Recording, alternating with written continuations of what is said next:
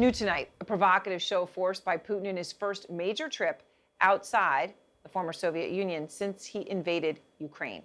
Putin traveling to Tehran, where he met with the presidents of Iran and Turkey, even, look at this, holding hands with them. And Iran rolled out the red carpet, literally, to welcome Putin when he arrived at the airport. This is just days after the White House says it expects Iran to give Russia hundreds of drones to use against Ukraine, and that Russian officials visited Iran to look at them. Out front now, CNN senior national security correspondent Alex Marquardt. So, Alex, how does the U.S. see this trip by Putin? This very visible, hand-holding, replacing the big table, and these meetings. Yeah, Aaron, you're absolutely right. President Putin not getting out of Russia much these days. This is just his second trip to a foreign country since he launched his war in Ukraine earlier in February. And this is a trip that the U.S. says is driven, at least in part, by the isolation and desperation that Russia is feeling these days, that they're facing enormous economic and political pressure, that they've been isolated by the West. And so they are turning to Iran, another country that has been isolated by the West. When you hear what the leaders said there today, the leader of Iran, Ayatollah Khamenei, parroting Kremlin talking points, talking about how NATO is dangerous and that Russia had no choice but to act in Ukraine. And so you are seeing an example, the Biden administration says, of that Russian desperation in that drone deal that you mentioned. Russia expected to strike a deal and buy hundreds of Iranian drones. A spokesman for the National Security Council, John Kirby, saying today that there is no evidence yet that the sale has happened or that training has happened, but they do believe that Russia has to buy these drones because they have suffered so many losses militarily in Ukraine, and they are facing enormous economic pressure, and so they need Iran to replenish their military stockpile. Aaron? So we also, Alex, heard a new warning from the White House today about Putin's invasion of Ukraine and what is coming next. Here it is. We're seeing ample evidence in the intelligence and in the public domain that Russia intends to try to annex additional Ukrainian territory. Russia is beginning to roll out a version of what you could call an annexation playbook, very similar to the one we saw in 2014. Similar to the one in 2014, but presumably by saying that, obviously, we're talking about more than the Donbass. I mean, what does the intel say, Alex, about what Putin's looking at in terms of annexation?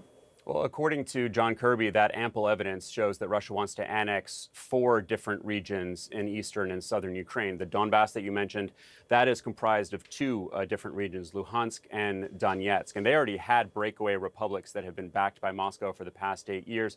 And then when you move further south, there are the regions of Zaporizhia and Kherson. These are the 4 regions where Russia has the most control, but by no means total control.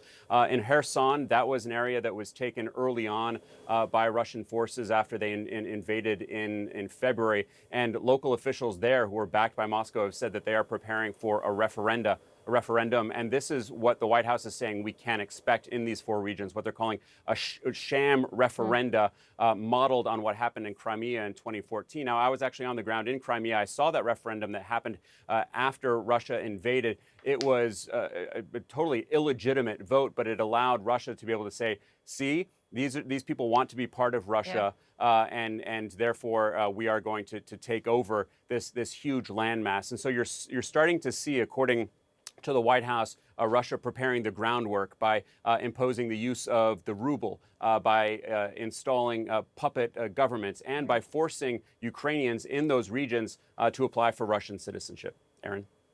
Yeah, using bureaucracy as a cloak of legitimacy. Alex, thank you so much. Appreciate your reporting. And I want to go now to James Clapper, the former National Intelligence Director under President Obama and a retired Lieutenant General in the U.S. Air Force.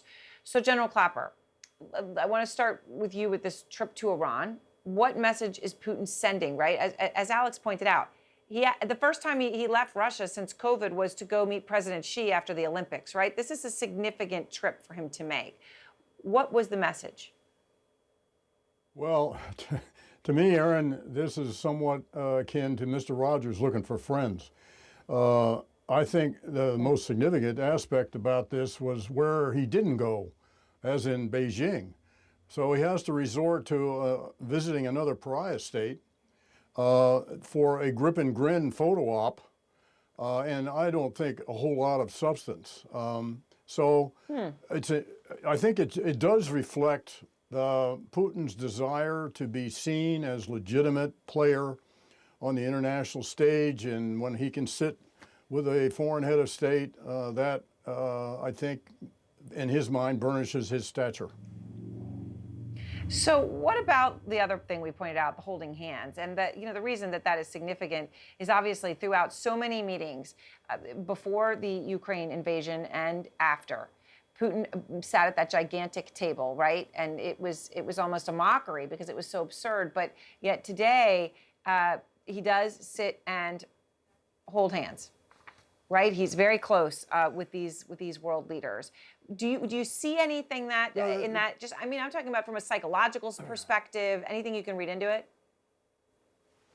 Well, I think it is an interesting dimension of this from a theatrics or image standpoint that he would agree to be that close.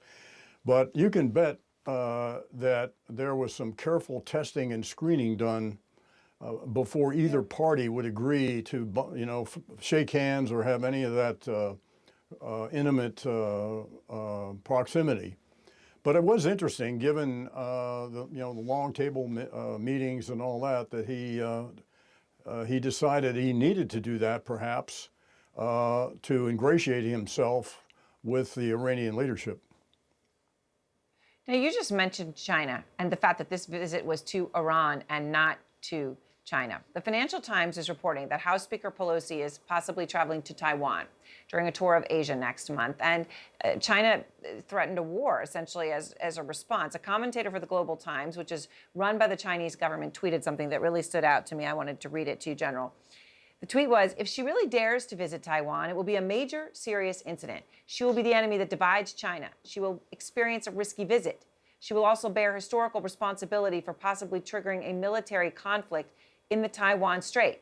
So they're saying that this could trigger an actual war and threatening her person. What do you make of that? Should she stay away from Taiwan because of this? Does this rhetoric mean anything to you? Well, no. I think this is a natural Chinese reaction, and if they can scare us off with rhetoric, they'll do it. I think it's a good thing to remember about the threatening rhetoric of Putin in the early stages of the invasion, when he implied fairly directly the use of nuclear weapons. Well, we haven't seen that happen. So I think I would vote for not being intimidated by standard Chinese rhetoric. I think the Chinese, frankly, Aaron, are on their own timetable with respect to Taiwan. And I also think that what they have seen happen in Ukraine is going to give them pause. Which is an interesting and powerful take. Thank you so much, General Clapper.